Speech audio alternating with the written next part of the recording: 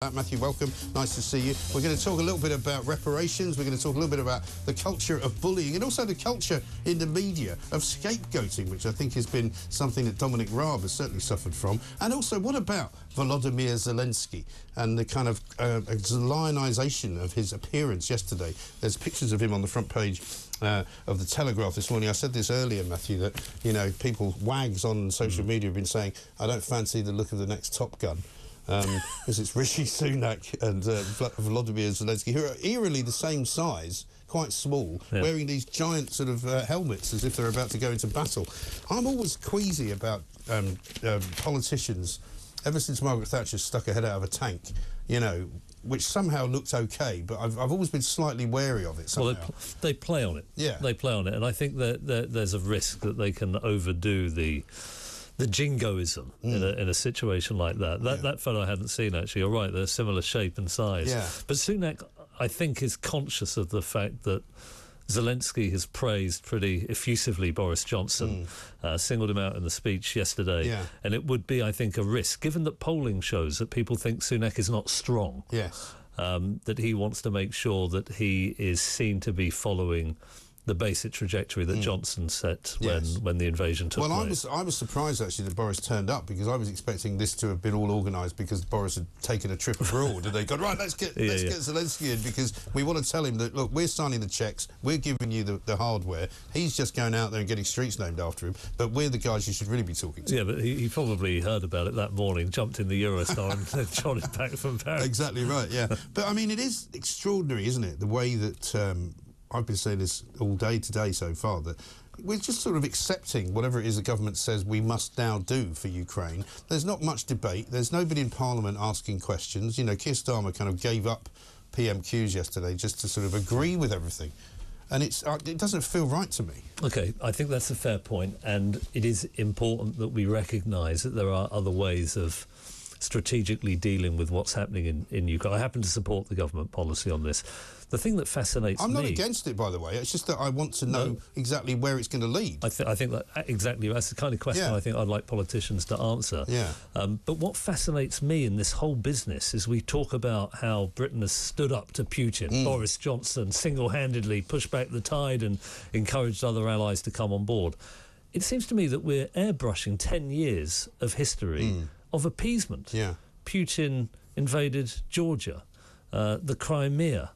There was a torrent of dirty money coming into the city, and we have to understand what that did psychologically. The fact that Putin and his fellow kleptocrats knew that they could recycle money in Mayfair and Knightsbridge gave them an incentive to continue to loot the coffers of the Russian people. Right. It completely made a mockery of US financial sanctions on Russia. Their Magnitsky Act had no teeth because they could bypass it through London. Right. The Tory party took $1.5 million in 2019, a record for a single year. Johnson was Foreign Secretary in 2000. When did he become Foreign Secretary? 2016.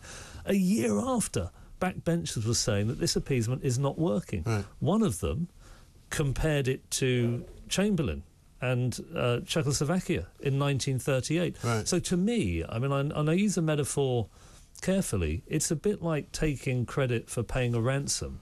Yes. After spending a decade colluding with the terrorists. And is there anybody that honestly believes that Russian money is no longer in London? Because, I mean, I'm not entirely certain that it's all disappeared, that it's all gone. You know, as long as Roman Abramovich has disappeared, then all the money's gone as well. Has it really? I don't know the answer to that. I suspect not. There are always machinations that can be used with smart accountants. But we rolled out the red carpet for Abramovich. Yeah.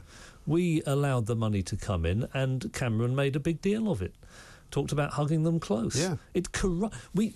When I made the argument a decade ago, Mike, that we need to introduce unexplained wealth orders now, people said, what about the rule of law? You can do that within the rule of law. Yes. Right? And they were saying, oh, but this money was legally obtained by the Russian state. Well, let's test that in a court of law. Well, and by the way, let me say this. I don't know if you heard of Jonathan Sumption, the QC. I have. A very estimable man. Right, he represented... He's on next week, we're told. Is very he? good. Well Sumption's coming in. That's a good find. He's a great he's an interesting man for jurisprudence, isn't he? Well, he represented Abramovich in the case against Berezovsky, and he admitted in open court that Abramovich and the other oligarchs had got their hands on the mineral wealth of the Russian people by colluding with Boris Yeltsin, effectively giving him loans in return for TV time. Right. It was an open admission. Yeah. And yet we did nothing about it. Well, everybody knows how Gazprom got their money. Right. Everybody knows that Putin basically, took from there, gave it to his friends over here. And suddenly here's Abramovich, a man who, up until that moment, had never been particularly wealthy. So explain to me how it is that there was not a single sanction levelled on Russian oligarchs until Russian tanks were massing on the border. No weapons. Right. They were desperate for weapons when Russia were going into the Donbass, into Crimea.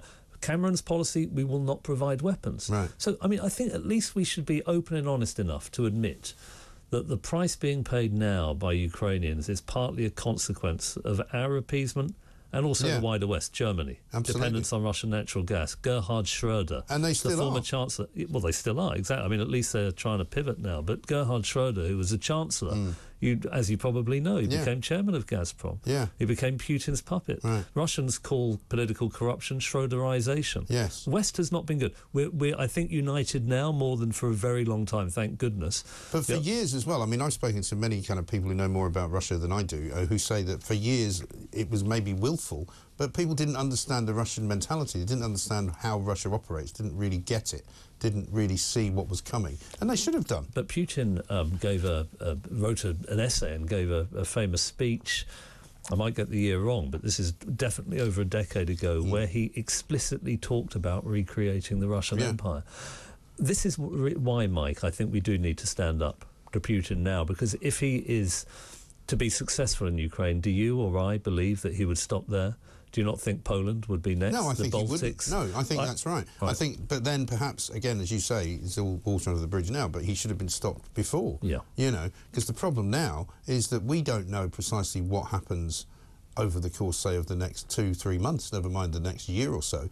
If Putin, and I'm not suggesting for a minute that we should be guided by whatever Putin's threats are, however, if he is able to retaliate in some way, shape or form, what form does that take? We should be talking about this and we should be telling people what the risks are, surely. Well, that's true, and let's be clear. If there is a nuclear escalation, I think that it could destroy the species. Yeah. There's enough nuclear weapons now. It's not the actual thermonuclear detonations, it's the nuclear winter that would be caused by the great cloud of smoke. It would destroy crops. And these so-called tactical weapons, I'm told, are not what you would think a tactical weapon is, which means it's above limited sort of a range. These things are bigger than what hit Hiroshima. Right. That so-called tactical nuclear weapon, it's not just that either. It can escalate. What is not well known, I don't think, in the public consciousness is in the 50s and 60s, the American defence establishment war-gamed possible interaction with Russia during the Soviet Union during the Cold War. A number of those games, and it sounds like it's just a frivolous thing, these are deeply strategic games where you have some people acting as the White House, others acting as the Kremlin. They led to all-out war because signs were misinterpreted. There would be a bit of escalation. The East Germans would come over the wall to quell a fire. The Americans would retaliate. And the escalation could happen very quickly. I think we're right to be aware of the risk to an existential risk to the species. But remember, Mike, there's a risk of inaction, if that makes sense. We don't confront Putin. He takes more and more liberties. Once he goes into NATO territory, there's a tripwire policy. But that's the thing. We had that one incident, didn't we, where a rogue missile somehow landed in Poland, and everybody that I spoke to who knows about this stuff was like, nobody wants that to be a Russian missile, even if it is. We're just not going to say that it is. And so that was kind of whitewashed, and that was fine.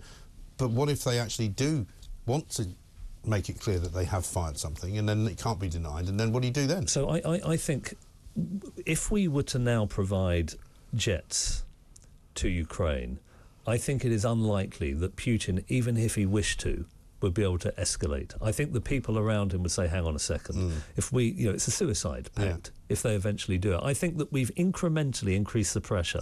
Missiles, tanks, planes, I think it'd be very difficult. Remember, every so-called dictator is part of a coalition. He doesn't have the oil fields in his pocket. He requires on a security apparatus, certain people in the... Remember, Caesar was killed by... Who was Caesar killed by? Was it the Praetorian Guard? Anyway, his bodyguards, basically.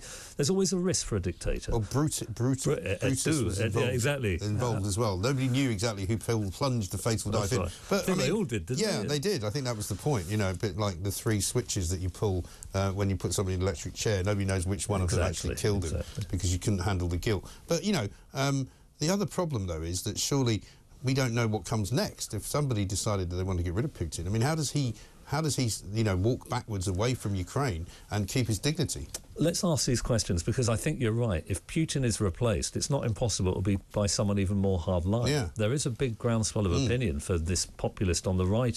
The other thing worth bearing in mind is we're obviously correctly deeply anxious about the Communist Party of China. Yeah.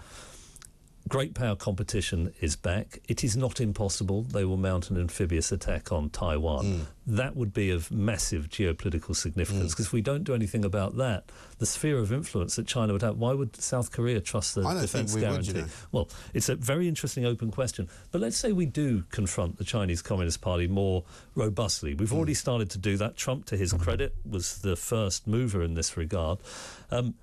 What would replace the Chinese Communist Party? Think of what it would mean for a country the size of China, which has never had any democratic history at all, not really ever had the peaceful transfer of power. It's been a series of empires and dynasties. That transition to a new kind of regime, if the Communist Party of China fell, would have possibly unintended consequences. Well, it'd be like the Arab Spring on steroids, wouldn't it? Big, much more significant. Yeah.